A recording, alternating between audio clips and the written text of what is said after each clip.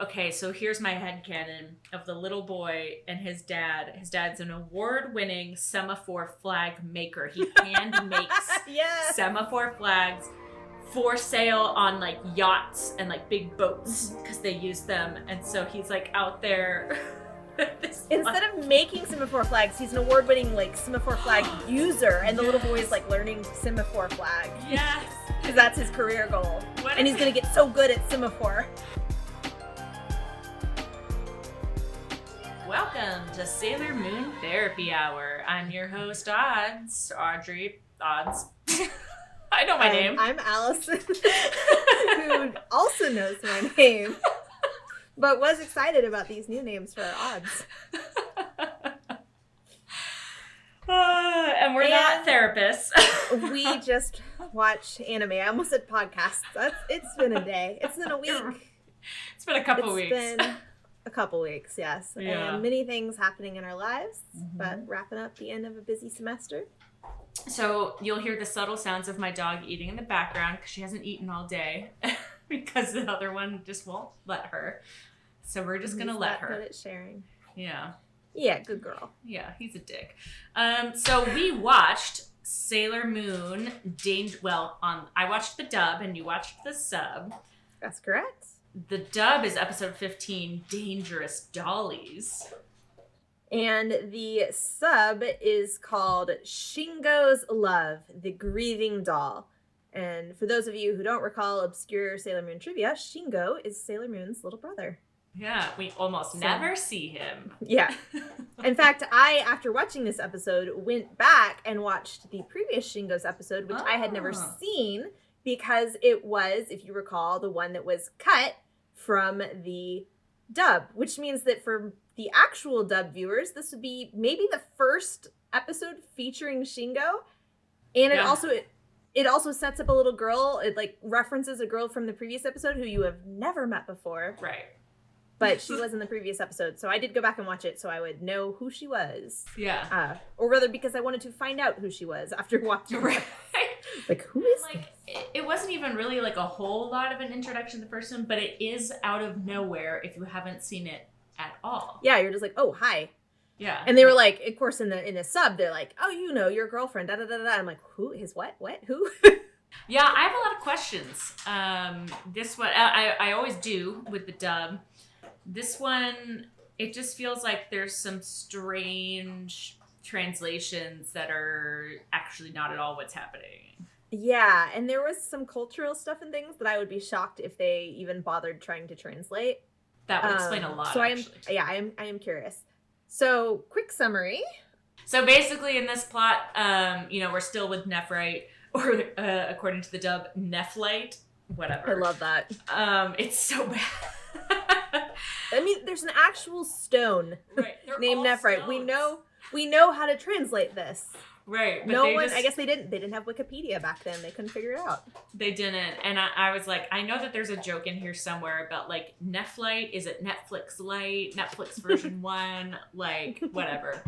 So basically, his shtick is that he's going to find a person whose personal power is about to get to its highest point, and he'll steal it for Queen Beryl by turning something of theirs into like a monster. Like he puts a symbol on it. Yeah. So the monster like hypes them up like crazy and then drains all their energy. Yeah, so the victim in this episode is the little girl that Shingo has a crush on. And basically what happens is I guess her mom, okay, so according to the dub. Very short summary. Yeah, I know. Okay, sorry. We'll go in the details. Because the details are crazy on this one. Yeah. They're so weird. Yeah, so she's a child, but she's also a doll maker. A award-winning doll maker. Yes, an award-winning doll maker. And by dolls, we mean like French porcelain dolls. Yeah. Which is not something I thought children could make. Horrifying. But, well, in the dub, they say that her mom is, like, a really, really famous one or something like that. So she's the victim. She wins an award, so then Nephrite goes to her. This is, like, a whole other scene. We're going to have to talk about this weird scene where he goes to her house. He puts the thingy on the doll, obviously. Then there's, like, a doll convention. And that's where the doll comes to life or whatever, and then attacks like the Sailor Senshi. And we make the doll evil. The little girl goes crazy, and Yeah. then the doll comes to life and tries to kill her. No, tries to drain her energy. Yeah. And then they defeat the doll. Yes. And then that's But kind of there's the a end. subplot about the little brother being in love with her. Yeah. Yeah, there's like, so in the dub, the subplot is that he hurt her feelings. Not that he's in love with her. Well, kind of that too. Yeah.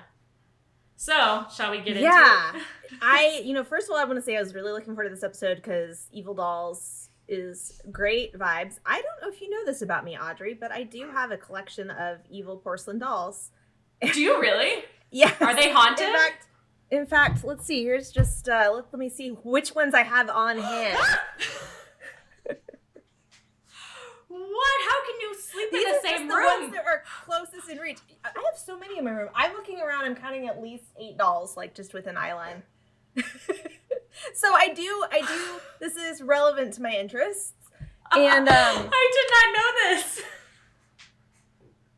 Oh my god. But for those of you at home, I am holding up porcelain doll heads and a pair of porcelain doll eyes that are separate from the head because it's more alarming that way. So I did trim down my collection as well because someone had asked me how many dolls I had, and I said I didn't know because I don't like to try to count them. Because they multiply secretly? Yeah, because I'll turn around and I'll find another doll, and that makes me very nervous. So when I moved, I did get rid of a bunch of them. So they may be haunting me because of that. But yeah, I trimmed it down to the most haunted in. Right. So I have so many questions. Are they all like, is it a fascination with specifically haunted dolls, or is it just dolls? They're all just weird dolls that I found in antique or saver resale stores. It started because I just found one in a store and I was like, this is a really creepy doll. And my brother was like, you do not buy that doll. And I was like, I'm going to buy it. And he's like, if you come up with a name for it before we leave the store, you can buy the doll. And I was like, yes, this is Caroline. I'm bringing her home. Of course it's Caroline. Yeah, well, I didn't know at the time that was a haunted doll name from a movie. So I think that's kind of an alarming. Probably. No, there's a Coraline. Coraline. Yeah. Okay. Yeah. So, anyways, it's just a thing, but it got a little out of hand. So, I mean, did it get out of your hands or did it get out of the tiny doll hands? Yeah, kind of both. So I didn't want to go on a total tangent there, but just because you were like, this is horrifying, and I was like, what you are not aware is there are dolls within this camera frame right at this very moment. I can see the dress of one back there. Blink right there. Twice if you're being held hostage. Wait, was that a 1.5 blink or was that 2 blinks? I can't tell. Let's not talk about the clowns in the bathroom. Anyway. Are you serious? I actually am. Look, okay, so the thing is, a lot of the things I do in my life are like sort of ironic, but it gets to the point where I'm not really sure who the joke is on anymore. Right. Oh, it's on you now. Yeah. Because you spent money on it. I mean, yeah, I enjoy it. It's a joke. I'm not sure if other people would get the joke, and I'm not actually sure I get the joke. But I do enjoy it. Yeah. Yes. All right, so I was very excited about the haunted doll episode. We absolutely have to move on. We haven't even started. We did, but exactly dolls. So where do we start this episode? I'm trying to remember where it even opens now. My brain is just full of dolls and clowns. I just have to say that in the sub, they always start with a little recap of pre-cap. Is that a word? That happens in the dub too. A pre-cap of the episode. She does talk about the dolls a little bit. And the quote that I have from the pre-cap is that she says, that doll was filled with the love of its maker. And I was like, that is a bad phrasing. Ooh, yeah, there's a lot of fiction that has a different take. And then they also brought up Girls' Day, which is also called Dolls' Day, which is a Japanese holiday and is slightly related to some of what's going on in this episode. But I figured we'd save that for later to chat about. Yeah, because they didn't mention that at all, unsurprisingly. I think we'll start with the villains. Yeah, so, because the first thing I wrote down was Nephrite. So we're in Queen Beryl's chamber. We got a little bit more, I feel like, close-ups of Queen Beryl in this one than what I ever remember seeing. They finally let her stop just hovering over that ball, like they stopped doing just hand motions over the ball. The same animation over and over again. Yeah. Nephrite, tell me, what is happening with the Sailor Scouts? It's under control. Don't worry yourself about it. Zoisite pops in, and again, to remind you, Zoisite is a dude, but in the dub, it's a woman because long hair and femme. And also because gay. Oh yeah, I forgot about They gay. had to get rid of the gay stuff later. Right, yeah, how dare they. I think that's probably the most pressing reason. Yeah, because now that I'm thinking about it, Nephrite also has long hair, so this is more about the gayness. And I wrote down a quote. So they're talking, Zoisite has this plan. So Zoisite is basically now trying to kind of ruin Malachite's reputation with Beryl. Nephrite? Yeah. Did I say Nephrite? Dang it! You said Malachite. Oh, Malachite's next, though, right? Or he's after Zoisite? I don't remember. I don't even remember. Anyways. Dang it. So Zoisite is suggesting that they work with Nephrite, and Nephrite goes, I do as I like. I work alone. It appears that Queen Beryl has given the job to me. I do as I like. I work alone. Excuse me.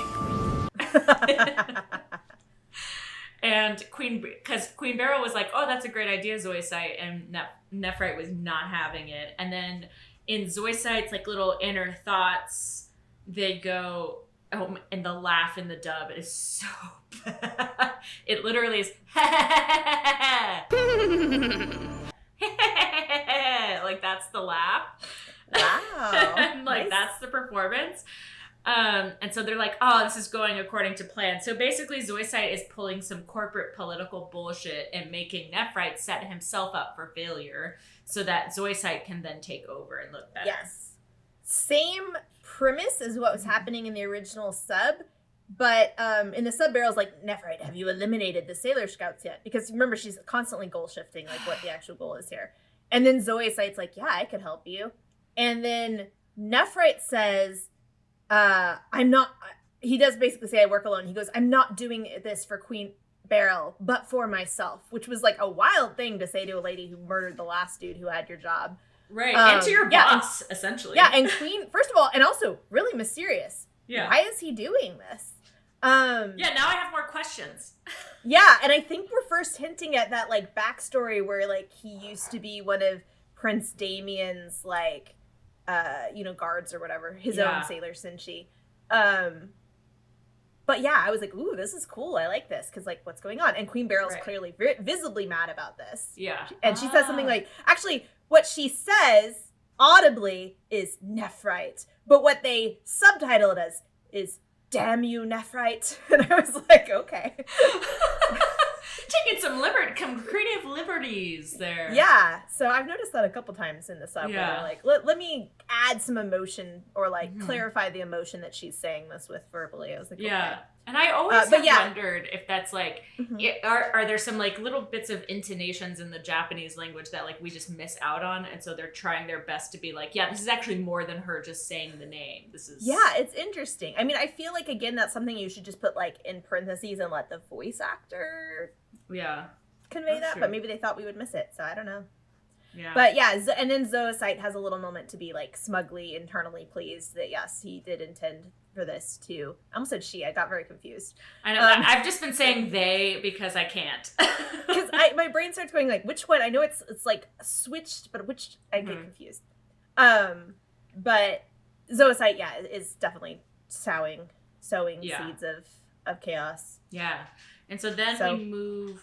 Very intriguing setup. I was really impressed to see someone just like mouth off to Beryl, and there was like, okay, conversation about the little brother Shingo's girlfriend Mika. I don't know what her name is. Yeah, in they English. called her Mika actually. Okay, smart. Yeah.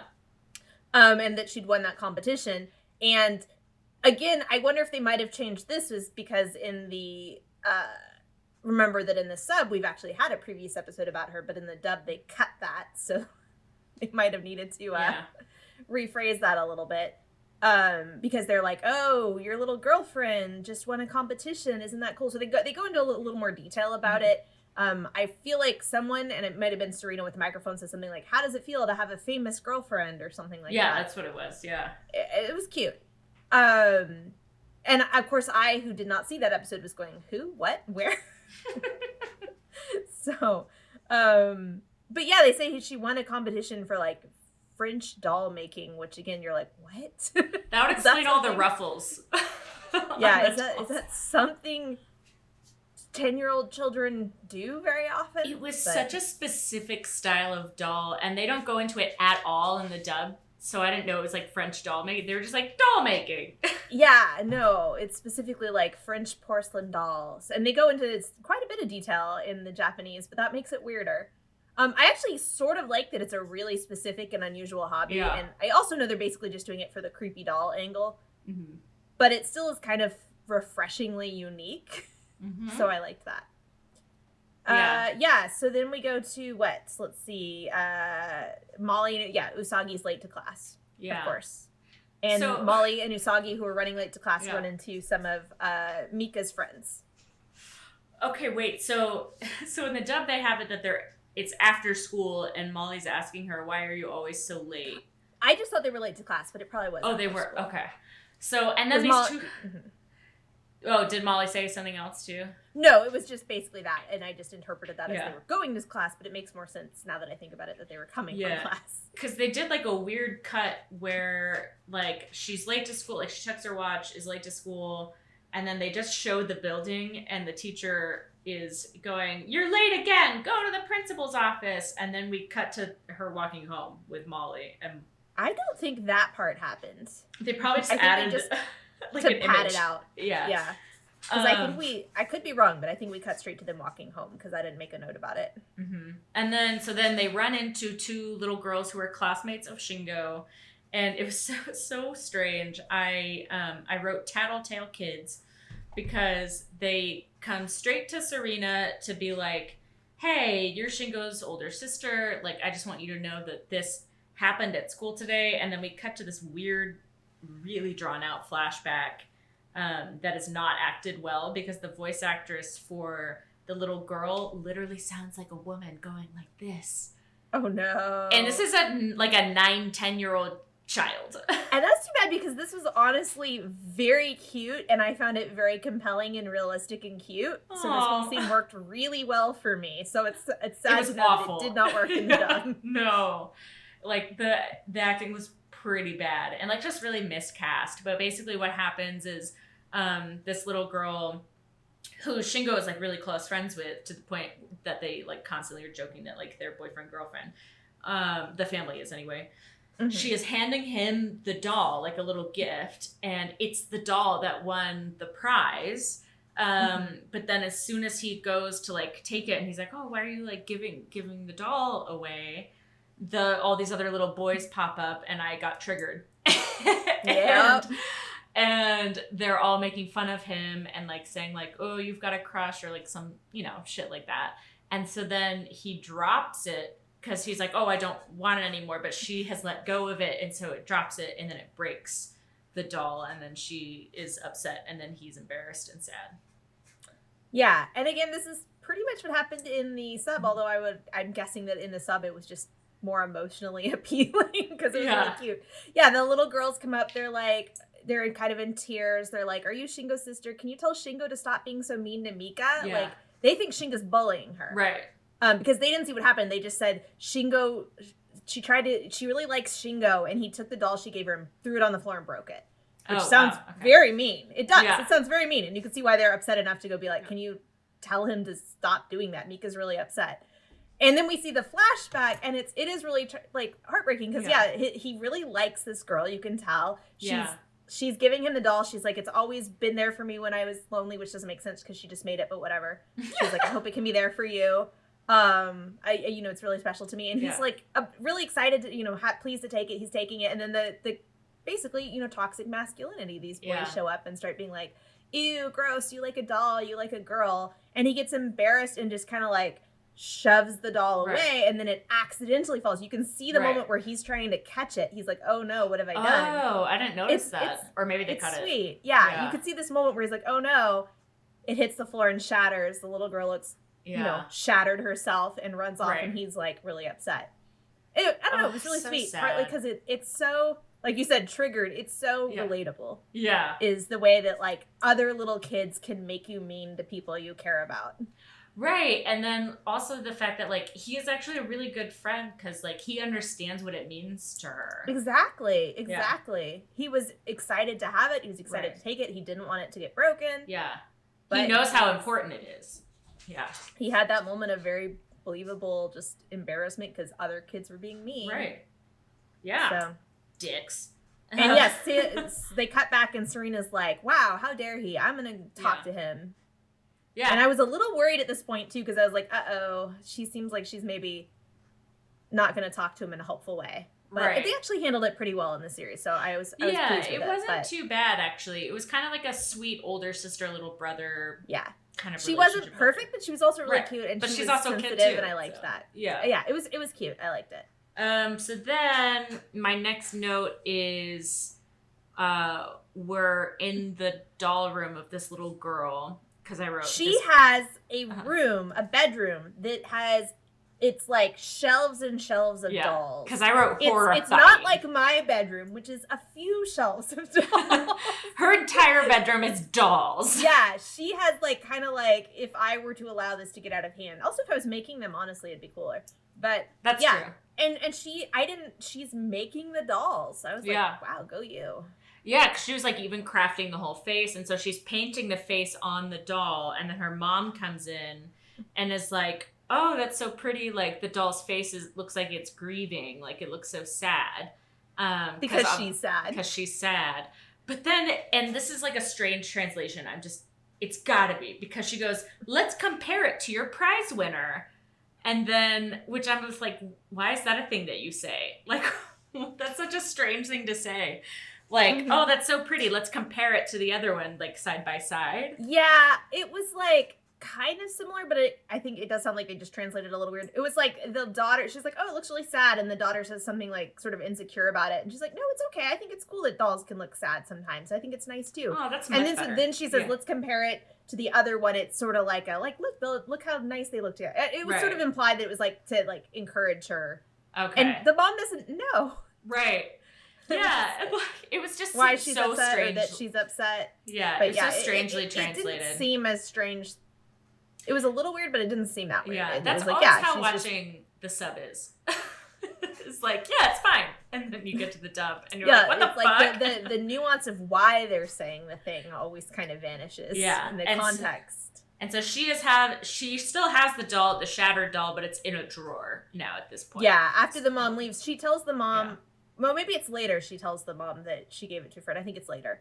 But yeah, so after the mom leaves... In the dub, she says, I lent it to somebody. Yeah, the mom's like... She's like, oh, I can't show it to you. And she's like, where? She's like, I lent it to someone. Yeah.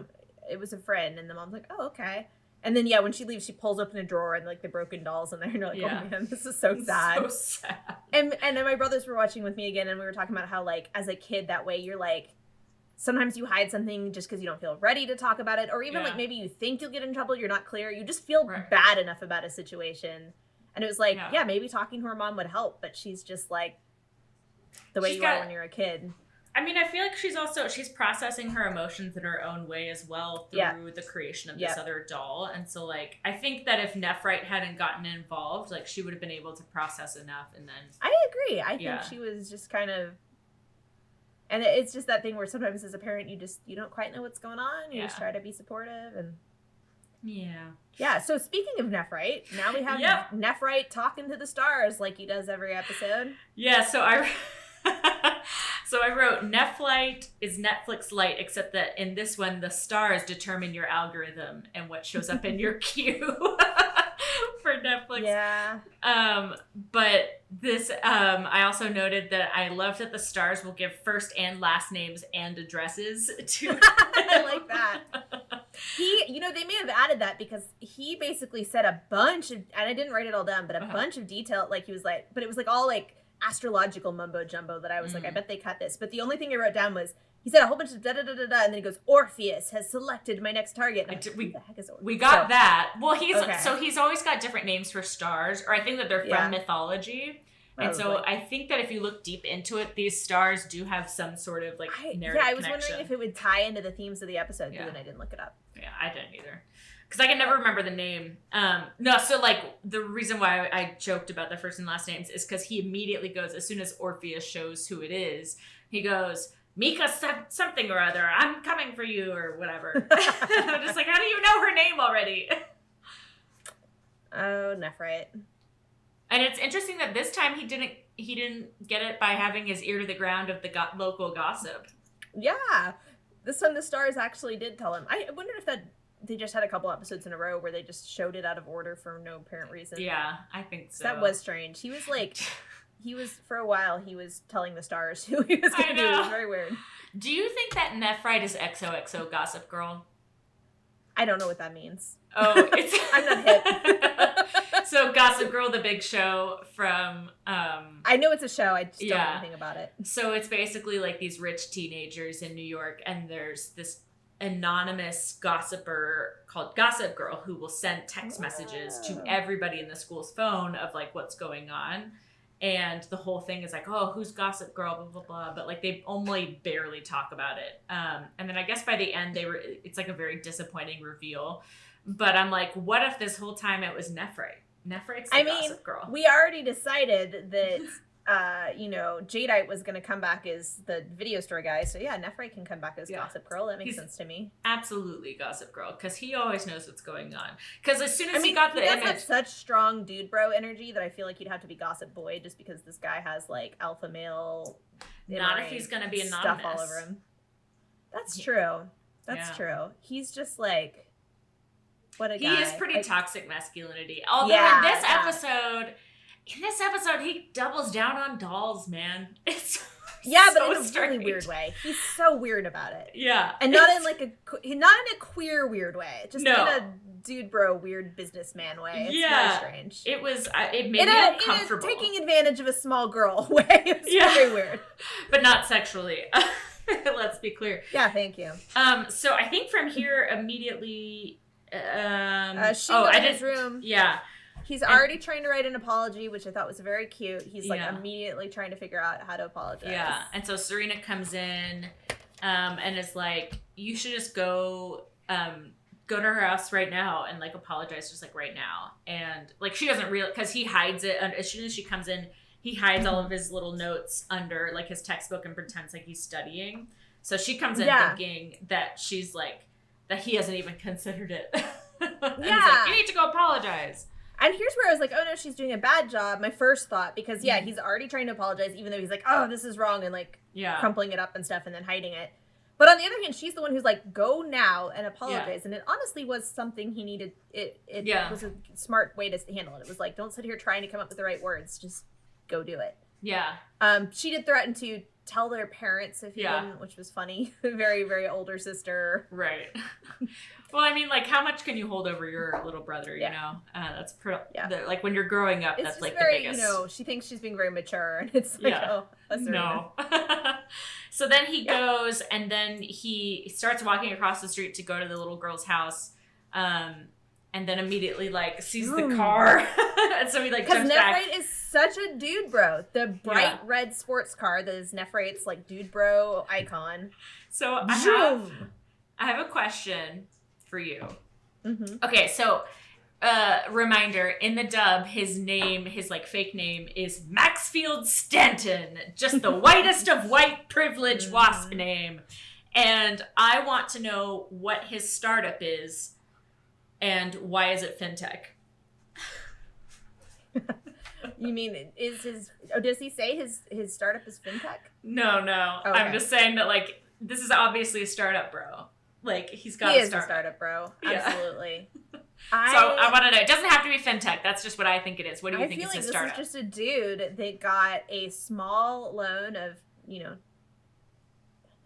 $100,000 from his parents. And...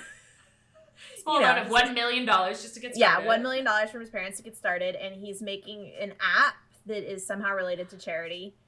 But he says, charity. And by which he means he's like... I'm literally thinking of something I just saw the other day where the dude was like, this dude was like, I'm building affordable housing in the Philippines for people to have affordable vacation homes. No. So good. It was so good. It was such a turnabout. So that's kind of what I feel like immediately I went to is that thing where like you start out like you think maybe he frames it like he's doing something really nice, but it's just like what? Oh my god. Oh, and then I also think it definitely has something to do with crypto. Oh my gosh, yes, absolutely. Yeah, crypto and NFTs. Dark, what do they call themselves? They're Negaverse cryptocurrency. I would actually buy a Negaverse crypto coin. Oh my god, we should have a Nega coin. Yeah. Somebody get on that right now. Googling it. If they don't have it, I wonder how hard it is to make. At least we could do like an NFT. No, I refuse to be part of this. Don't fall to the dark We side. have to have a crypto coin now. So I just had, I'm not going to say, I will tell you after, but I had an interview for a job yesterday with a company that's very like teenage boy humor, and they're getting into the crypto NFT space. And that was the whole interview, was talking about crypto with this dude, bro. And all right, I don't think we have the space on this podcast to get into my deep feelings about cryptocurrency. It was exactly what you would imagine that conversation would be. Yeah. And after the podcast is done, I'm going to have to tell you about how he said, wait, I'm just going to say this one thing and then he said, we are weaponizing loyalty through crypto. So I was like, oh. Can I get that on a shirt with like Nephrite saying it? Yes. And it's like the car. Like, yeah. All right. Okay. So moving on. So Nephrite goes into the house. I don't remember what he said he was there for. I don't He's definitely either. doing like startup bro energy where he's like, I saw that you had this doll. I'm really into it. And to be clear, he's pitching to the mom while the little girl's sitting there. Like, she is it's not quite as weird as it would be if he was pitching to the little girl. Do you want to get in on the ground floor of a really incredible opportunity, little girl? Yeah, and I was impressed because I don't remember the details, but he gave a lot of details about like French dolls, and I saw your doll. And here's something I did look up, because at one point he name drops, I thought only Pierre Dumont could make French dolls, and I was like, the fuck are you talking about? But he's like, I see that you can too. And I'm like, well, first of all, she's a little Japanese girl. She's not making French dolls. She's making, she's, I don't know if it counts as French. Dolls in the French style, probably. But so I was like, who's Pierre Dumont? And I literally couldn't find him at first when I was Googling, but I had actually previously looked up the doll monster's name, and her name is Jumo, and they said it was named after a doll company named Jumo.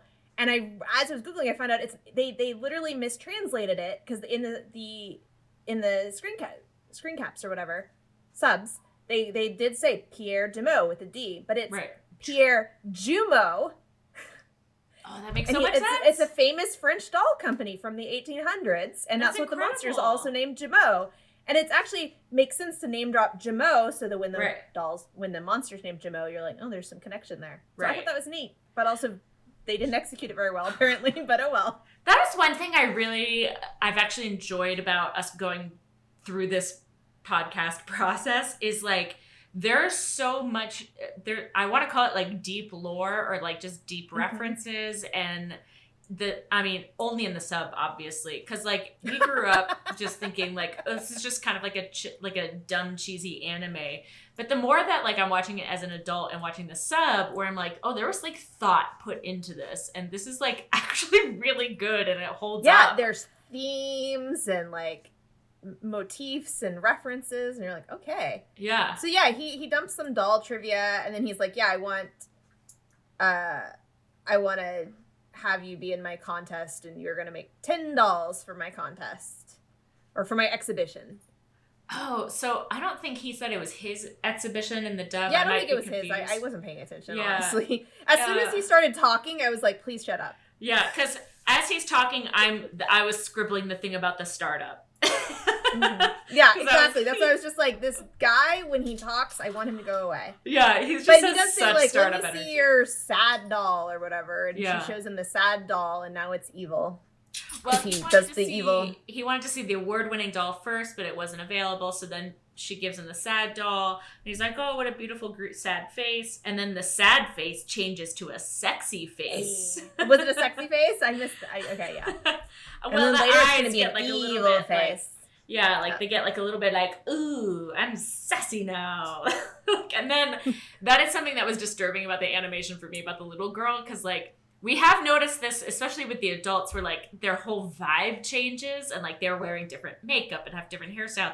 And the same thing happens with this little girl where like her face gets like she gets makeup. Like she gets like this. I wrote down on a later spot, makeup equals evil, because I realized at some point I was like, she's got like eyeliner and lipstick on now. On a 10-year-old. It was very weird. So yeah, when you're evil, makeup manifests. Do you think that Sailor Moon is anti-makeup, and then that's why they're connecting it to evilness? You know why I know it's not anti-makeup is because she puts makeup on during her transformation. That's true. And she puts on nail polish that is never going to be seen by anybody except us. So it's just, she's anti-red lipstick, I guess. I think you're right. They are not down for a bold lip or eyeliner. Too bold. Take it down a notch. Too bold. Bold means evil. So...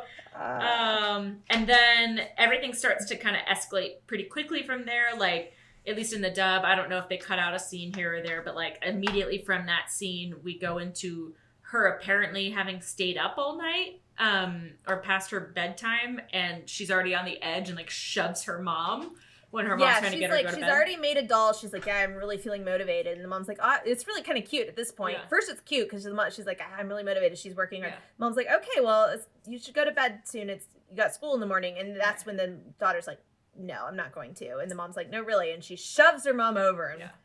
And then actually we cut later. Let me say, when we cut later, the mom's just like, yeah, I can't get her to stop making dolls. And I'm like, okay. I don't feel like that's how my mom would react if I just shoved her down. As a 10-year-old, I feel like you can make someone go to sleep. I could be wrong, but you can remove them from the dolls. I don't understand, though, the timing then, because remember, we left Shingo outside the house seeing the car drive up, but then all of a sudden it's like, oh, it's way past your bedtime, you need to go to bed. And then it's somehow the next day when he goes over there. So I don't know if maybe he just left. He says when he sees the car, he goes, oh, someone's here. I guess I'll have to apologize later. Oh, so they didn't say that. I guess. Yeah. Unless I just missed it. I guess he comes back the next day to apologize, and the mom's like, I cannot get her to stop making dolls. Yeah. and she's like, maybe you can distract her. And he cannot. No, she won't even, hold on, I dropped this thing. She won't even answer the door for him. And I wrote, why does this little girl look old now? But when I said old, I meant sexy. Yeah, well, not only the makeup, but like they change her eye shape, and normally in anime the big eyes is what makes them kids. So when she has like sexy eyes, you're like I don't know what's happening. Yeah, I literally one minute was like, did she age? And I'm like, no. I mean, just potentially. Don't know how to draw evil children.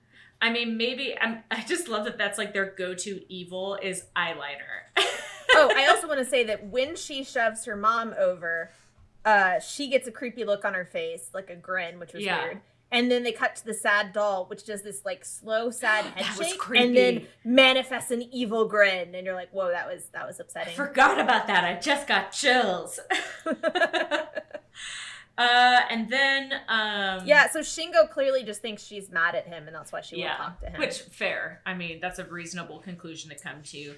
And then at some point, I think Serena must ask him like how it went or something. He's like, "Oh, she won't see me."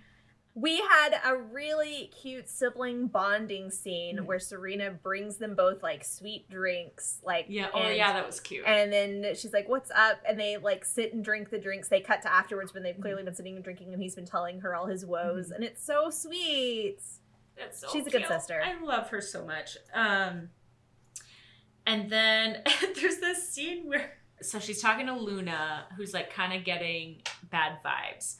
And like from the thing, and then so Serena's kind of thinking, and she seems kind of down, and like so Luna's coming in and it's like, oh, what's up? And so she kind of tells her about like the doll situation, and she's like, but I'm also like really worried for this little girl, like it sounds like this is really out of character for her. But then she also goes, but it's so cool, it's like the curse of the dolls, it's so romantic.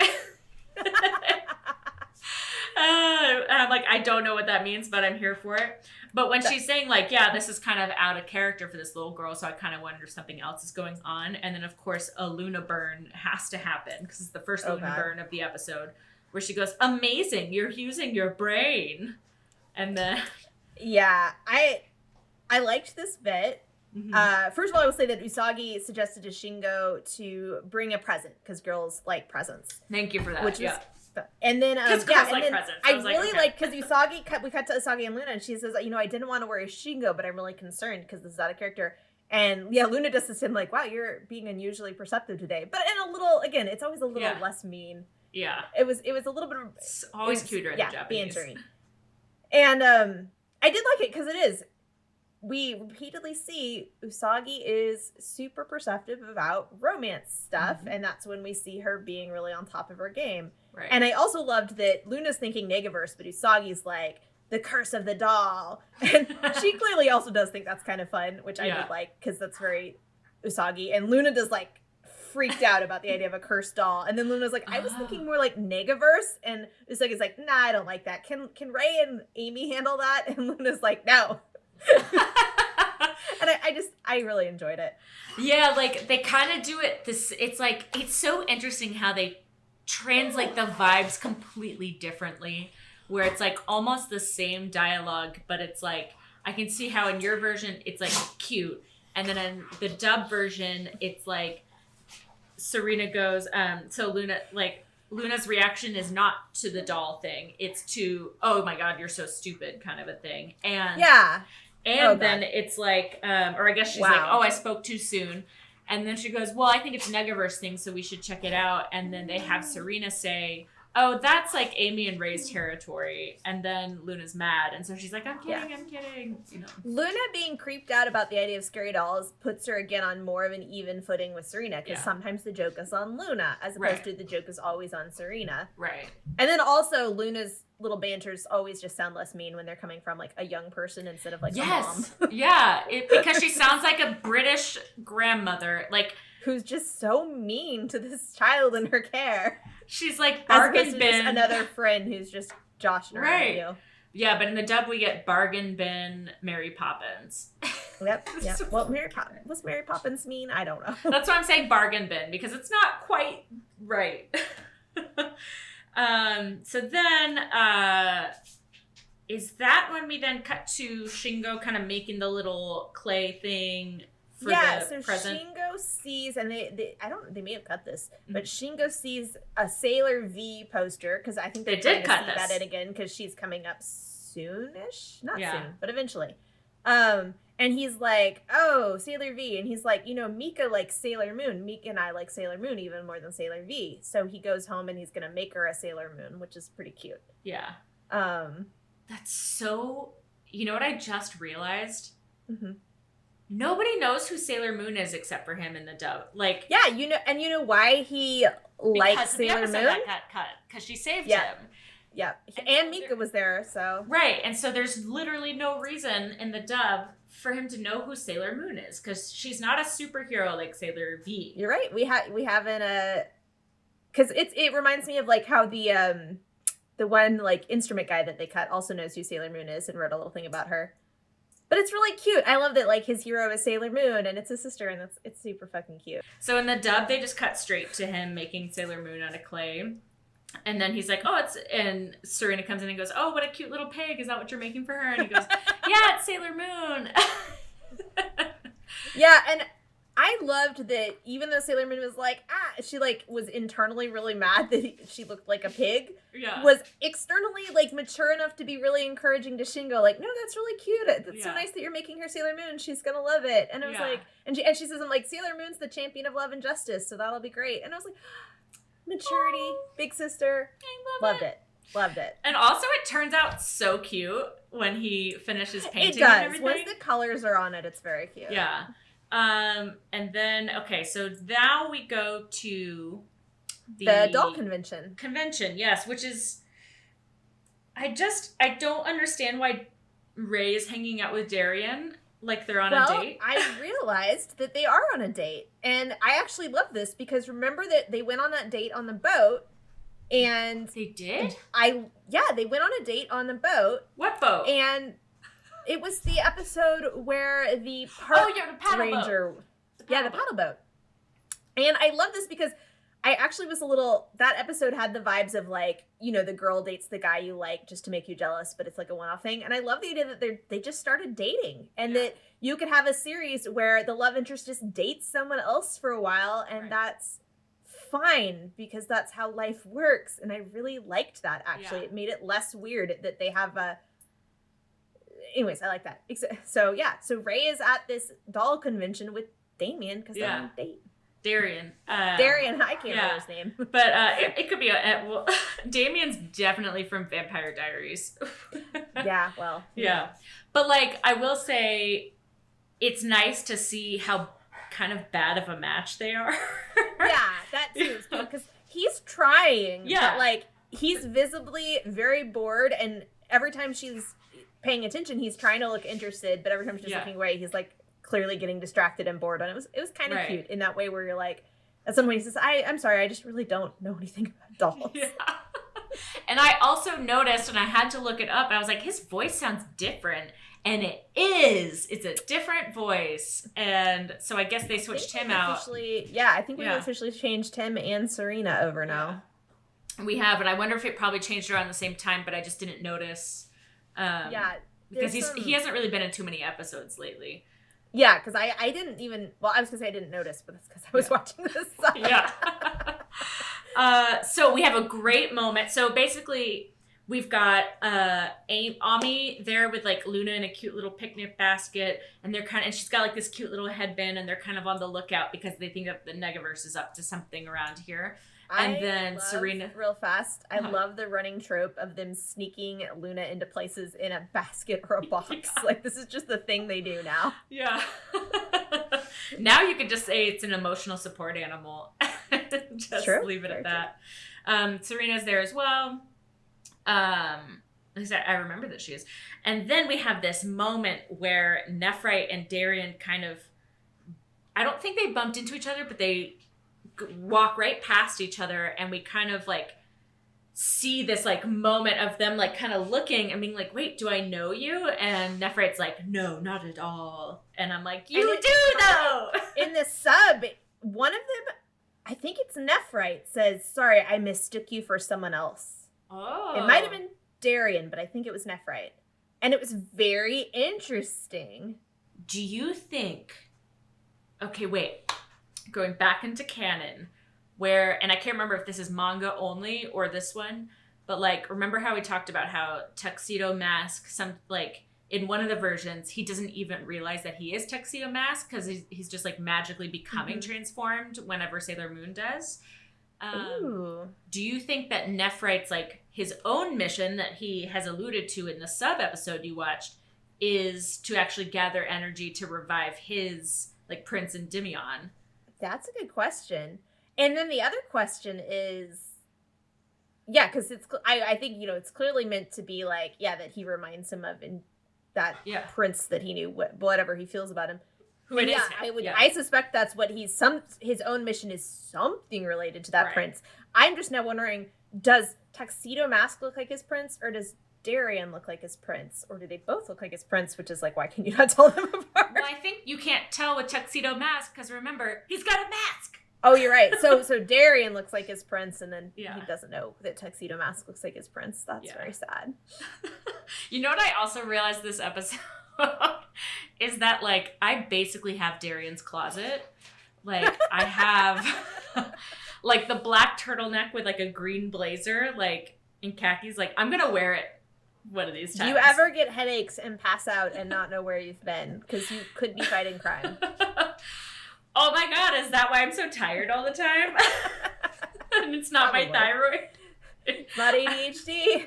You're not distracted. You're micro-fighting crime. This is all happening at this expo or like exhibition of all of these dolls. And then Yeah, go ahead. Oh, we cut to the kind of the background where the little girl's kind of setting up for her thing.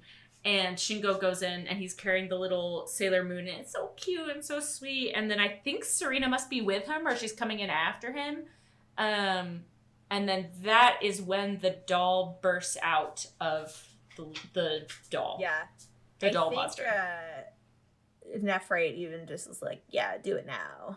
Wahaha. Yeah, he definitely yells something very strange. He's like, now bring her energy to a peak or something weird that I probably shouldn't say about it. I know, it was weird. Anyways. And like, just imagine the dude bro startup voice. The doll's shadow, or like a shadow comes out of the doll, and then out of the shadow comes like a big puppet doll thing. It was really cool. And this like doll puppet monster comes out. It was very cool. So it's not like, the actual monster does not look like a porcelain doll. It looks more like a big puppet, like a mannequin, like a wooden mannequin. Well, but it was still very cool. Kind of what a doll looks like underneath the clothes, with like the strange attachment, like attached I arms. don't think the porcelain dolls look like that underneath. Oh, well. Maybe they do. I guess it would depend on the type, but they were like very loose jointed and long limbs, not like because they're like not quite attached, because she's able to kind of detach her appendages. Such a cool thing. Yeah, this doll is like shooting pieces of its limbs around and stuff, and I was like, that's a nice. This doll had one of the coolest character designs and most like creative executions for how it fought and stuff. It's really also fucking horrifying, because what she does is she shoots her little arm appendages, and then they turn into spiky mouthed dolls, like full on dolls, cool. And they're like vroom vroom, like just shooting at you. So let's get to that, because it was great. The doll comes out. It like sucks the energy out of the little girl. Shingo's like, no, Mika, and then the doll like swats him into a wall. Yes, and then she steps on his little Sailor Moon thing. Yeah, and I was so mad. His Sailor Moon thing, which is like, you know, parallel to the doll that got crushed in the past, and so like she didn't have to. She went out of her way. Like, quick, transform, and Sailor Moon's like, she does her thing and she gives her speech, and it's great. And then another Luna burn. I was going to say, did Luna give a burn? Of course she did. I was expecting it. So Sailor Moon transforms, and she's giving her speech on love and justice, and like, how dare you, like, blah, blah, blah. And then Luna goes, great show she's putting on. Wonder how long she can keep it up. Which, again, is not that different than what she actually said, but it just sounds so much meaner. She said something like, she's very worked up today. I hope she can keep it up. But I liked it because it was a comment on, like, she's on fire right now. And I liked that. But it was also like... That just comes from a more positive place than great show she's putting on, you know? Because, yeah, I agree. Yeah, because that version is, like, your version is her acknowledging that it's coming from a place of, like, how dare you? Yeah, that you see her really, like, really being... Well, again, because these are the types of things where she's suddenly very focused and perceptive and doing things. Now, the doll does then chase her out a window and almost get her, but Sailor Mercury turns up that bubble attack save, which generates kind of a useless fog, because sometimes the fog winds up being helpful. The fog is not at all helpful this time. No, and I feel like it's been a trend in the last couple of episodes that it hasn't been helpful. So I wonder if that means that she's going to get a new attack soon. Does she ever get a new attack? I don't remember that she had like an ice bubble or something like that. Oh, maybe. Yeah. Yeah. So it does save them, and then from out of the mist, actual like porcelain doll-sized dolls with sharp fangs come flying at them, which, as you said, was quite horrifying. Yeah. Just shooting at them. Mars exercises them with her scrolls. Yeah, as she does. And then the puppet. She's like waving her arms around so fast, and so Sailor Mercury has to put on her little glasses to suss out where the weak spot is. That did not happen. Oh, it didn't? Yeah, Sailor Mercury didn't do shit. What? They added that. No, the doll is strangling Sailor Moon. Did they cut the whole bit with this? It was actually pretty upsetting, so I wouldn't be completely shocked if they cut it. I don't think she was getting strangled. She was getting attacked.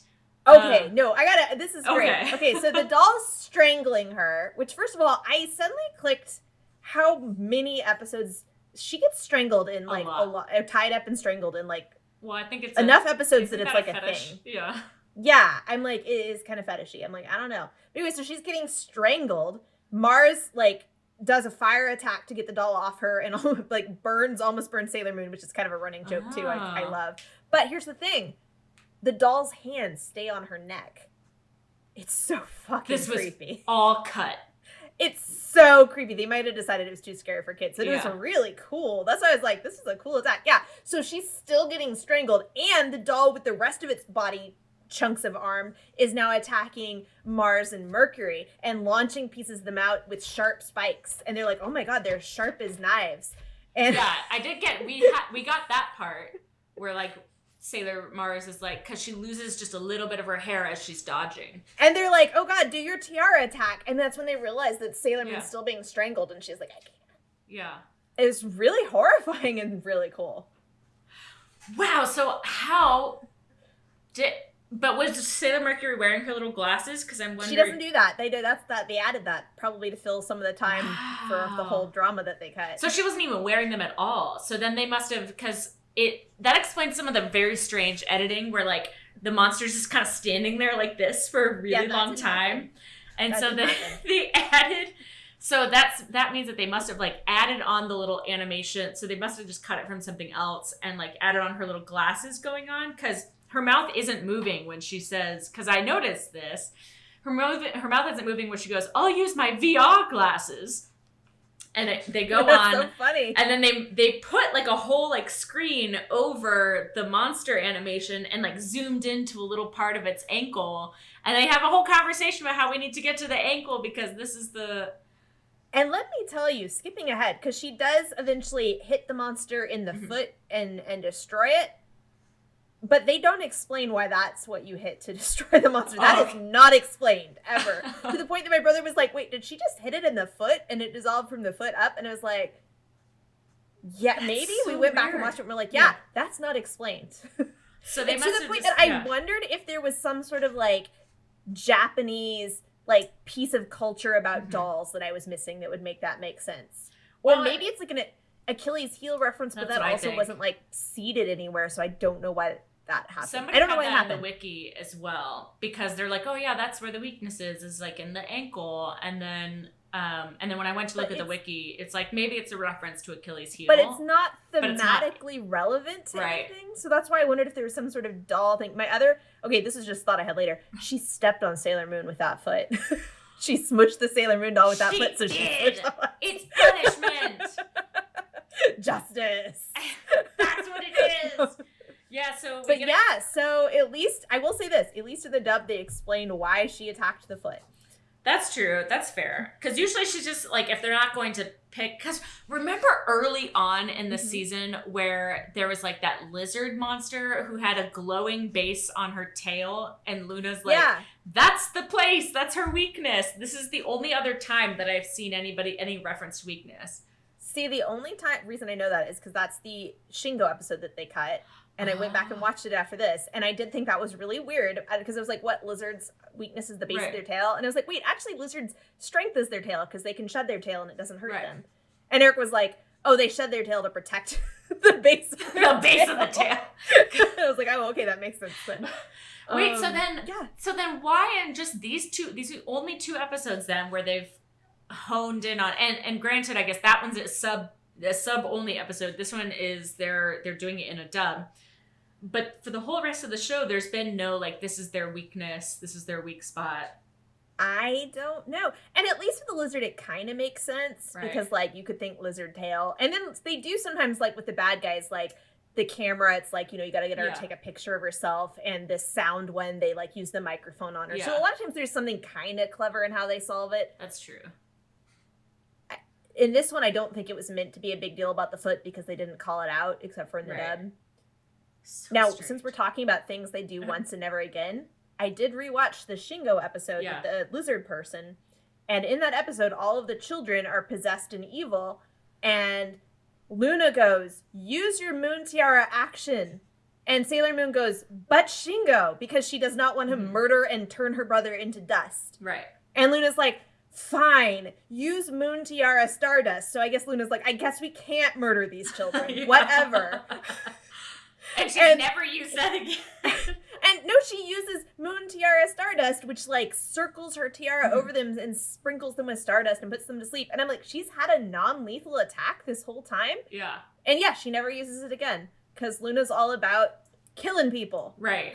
Well, to be fair, like, we haven't really had a whole lot of innocence involved. We did, because we had the gym bros, and she, like, bounced her tiara off their forehead things or something weird like that. I thought she mostly punched them.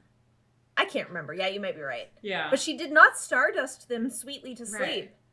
Well, they're gym bros, so maybe she was fighting the patriarchy.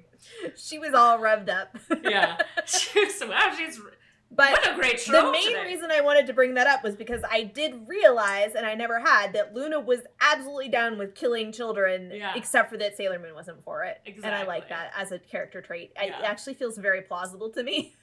It's very cat-like as well, just like absolutely ruthless. Luna's like, I mean, in that episode, Luna does also eat Shingo's pet when it gets in her way. I mean, it is an evil pet, but... Does she?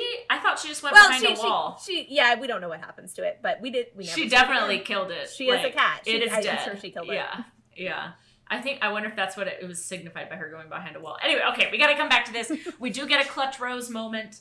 And that's how she gets loose from the strangle hands. That explains so much more now, because I didn't understand what the Rose was hitting. They couldn't show the strangle hands. Yeah. So you're like, what's he doing? Get yours today, only $99.99. Strangle hands. You know, the floating ghostly strangle hands. Porcelain doll hands that come at you. So then, it's all over. Little girl gets her energy back. Shingo wakes up. And then this is like, I don't know how... We tiara. We tiara the monster. Yeah. She kills it. And then we get this scene where she is like hidden by a curtain from the little kids, and they're like, oh my god, it's Sailor Moon, and she's like, you guys are meant to be best friends or something, and then she's like, take care of each other, and like jumps off, and it's very like Superman, Batman kind of. It's so cute. Yeah. And they have their because it was cute. She's like, you guys take care of each other. They make up. Yeah. It was good. Oh, and then she brings like at the end in the outro or whatever, the little girl brings him a new Sailor Moon figurine because that he was bringing to her broke. And I wanted to ask, did she make it? Because in the dub they say that she made it.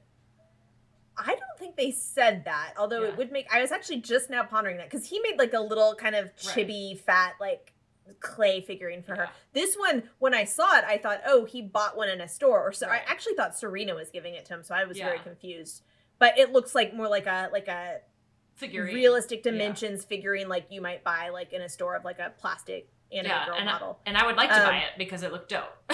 It was cute, yeah. And Mika is giving it to Shingo, and I don't remember if she said she made it, because I was so confused, because I at that point thought she was Serena, and I got very confused. But I also just feel bad because I'm like, so he breaks her doll by accident. So he makes her a new one of something that she likes as an apology. It gets broken. So then she kind of apologetically to him makes him another doll. She says she made it to thank him for saving her, or for coming to save her. That's also why when he apologizes to her, she's like, but you came to save me, which is not exactly what happened. I guess he did run at her and get thrown into a wall. But it was kind of it was a little more like, that he had gotten knocked unconscious on her behalf, which was kind of brave of him. Yeah. You know what I just realized? Because I forgot, because I didn't write it down, is that they remember. Like, most people don't remember the stuff, like the monster stuff.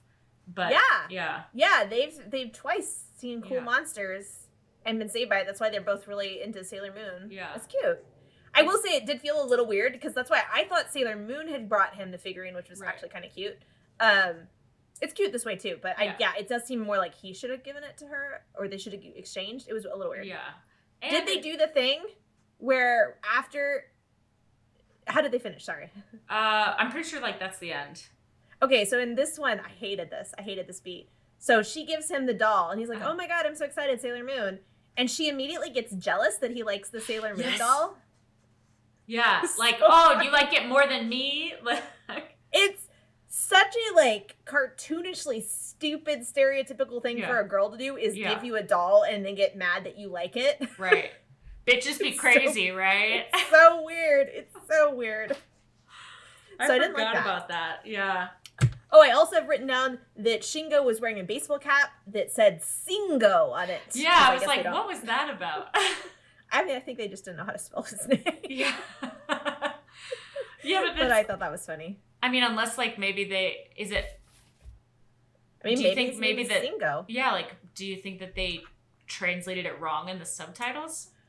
I don't know, but I have heard that I have seen this happen in other animes where they literally just spell the name wrong. Oh, because they're using American English letters instead because the American letters, they don't quite know how to do it. Because Right. the one I'm thinking of is Dragon Ball Z. There was something where someone was wearing a hat or a shirt that had their name spelled wrong. Well, now I want a shirt that says Shingo. Bingo. Single all the way. Okay, so now we are at Sailor Moon Says. Yeah. I really am wondering what this could be. I think the easiest, most straightforward thing would just be something about like making up with your friends or whatever. Like when you do something wrong, you should apologize. It's the best thing to do. But this show is always so fucking weird that it could be anything. Is that your final answer? Yeah, that's my final answer, is something about like the power of friendship and apologies. Right. Ding, ding, ding, you are correct. Yay! Allow me to do a dramatic reading for you. Please do. Even the best friends have misunderstandings, and sometimes it seems like the hardest thing in the world is to say, I'm sorry. But you know what? For Sammy, who is Shingo in the dub, Oh, I forgot. it was even harder putting it off to not say he was sorry. Having friends is important, and if you have a misunderstanding with them, talk it out. And that means you. And that's it. You know what? Like, even though I liked that this one was on point, like, it does drive home the fact that you do not actually need this lesson spelled out for you at the end, because that was like, yes, we got it. That was what this episode was about. Yep. So it's literally either irrelevant or redundant. Yep. But it's never like, oh, good, I'm so glad you have clarified that. Yeah, but kids are dumb, right? So Like, you could, you know what? If you wanted to do something, you could, like, instead of just saying, like, a trite thing, you could say, like, here's 3 ways you could apologize. Like, you could give something more concrete that was, like, adding on to the thing. Like, that would be so helpful, actually. right? But so Alison, that takes a lot of emotional labor to write. Yeah.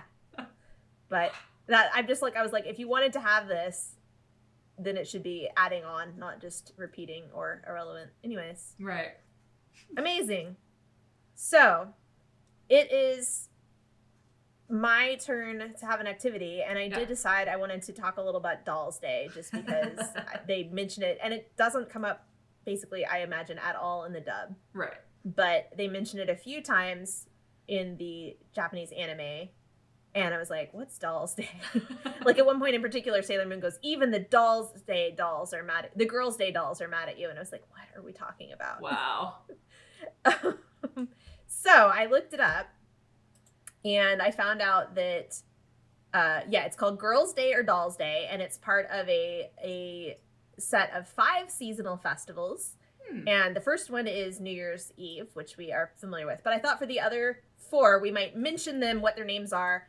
And then, first of all, what do you think Girls' Day or Dolls' Day is about? Do you know anything about Japanese? It's actually part of a number of different cultures, but do you have any idea what it's about, if you had to guess? Like historically, or? Yeah, just what do you think people do for Dolls' Day, for Girls' Day?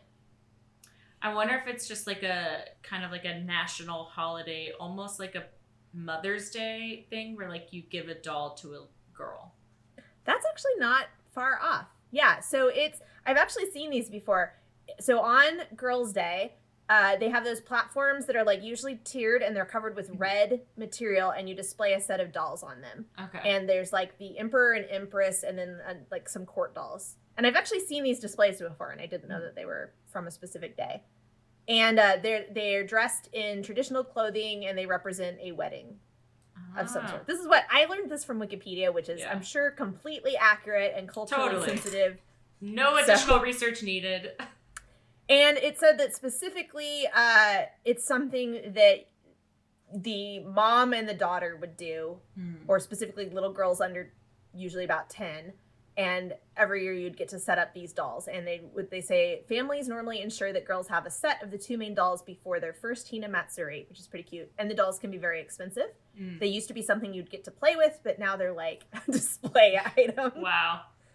And it's really just for girls because there's a separate Boys' Day, but now Boys' Day is Children's Day. So, I don't know. And yeah, you got him out before Hina Matsuri, and then you had to put him away before the end of the festival, because if you put them away too late, you would superstitiously have a late marriage for your daughter. God forbid. It's so fun, right? Then they said on the day and the preceding days, girls hold parties with their friends, which is kind of cute. Yeah. Also, there's something called Nagashi Bina, which is called doll floating. If you had to guess what that was.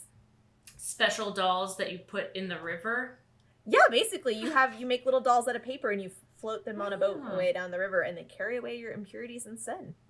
Oh, and I wanted to briefly compare this to Boys' Day, also called Children's Day nowadays, and also called the Feast of Banners. Do we eat banners? Yeah, no, instead of getting dolls out, you put banners out, and they're carp-shaped flags, and you put one out for each boy and in the family. And there's some other tradition about it. But now they've switched it to Children's Day, which honors children and the parents, and so you put out a flag for the mom and the dad and each kid. I feel like the boys got robbed. A little bit, yeah. Or rather, I think the boys should get to have dolls, is what I guess I would say. Like, let the boys have dolls, too. Yeah, because, like, the little girls get to have dolls. And, like, in the past, they used to get to play with them. But now the boys just have, like, a little fish flag. Now, the reason I bring this up is because since we have a Dolls Day one with, like, evil French dolls, which aren't really that related to the Japanese ceremony, how would you make a Monster Boys Day episode or Banner Day?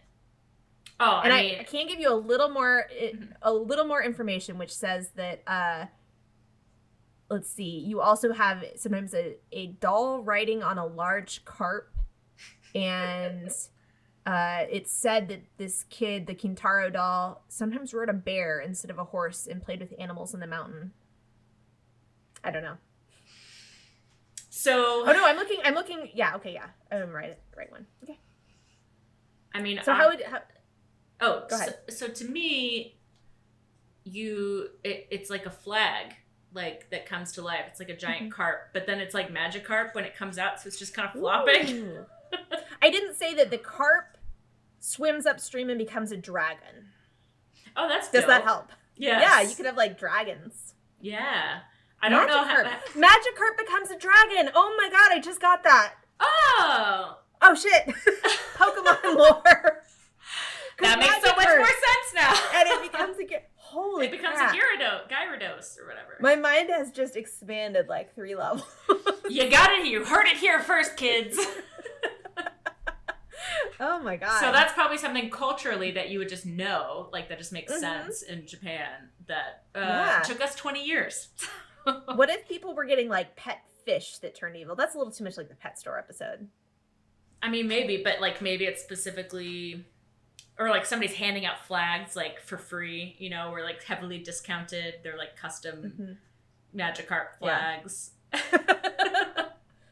And then they all turn into dragons when they pop out of the flag.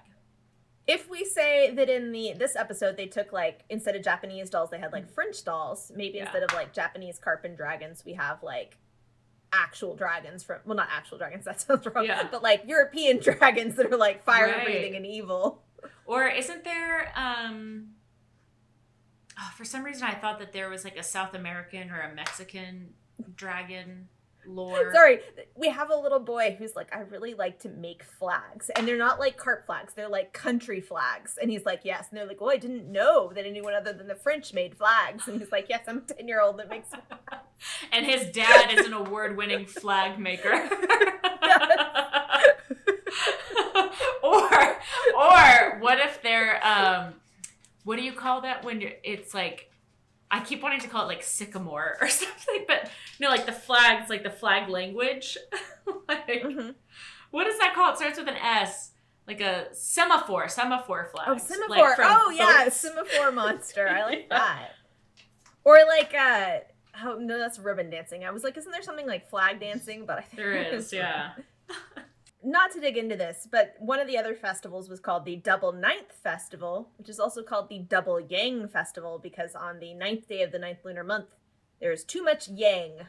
Oh, interesting. And I enjoyed that. It's very auspicious. Yang energy the male energy? Yeah. I think. I mean, I don't know a lot about it. So is there not, then what number is yin, and do we have too much female energy on that day? I think it's like a pun, because 9 sounds like yang. yang in one of the languages. It's like originally Chinese, I think. Oh, okay. Yeah, that makes sense. I don't know how to count in Chinese. Yeah. I literally don't know, but they said something about it being a pun. Yeah. And on that day, you do different things in different countries, but in one country, or the old tradition, it's customary to climb a high mountain, and I enjoy that. That sounds like too masculine. Like, I was really hoping that what you were gonna say is that traditionally men used to dress up as women so that they could take on more yin energy. Well, also there's something. It's also something about chrysanthemums, because it's also called the Chrysanthemum Festival, which is, I like that chrysanthemums are manly, or possibly just.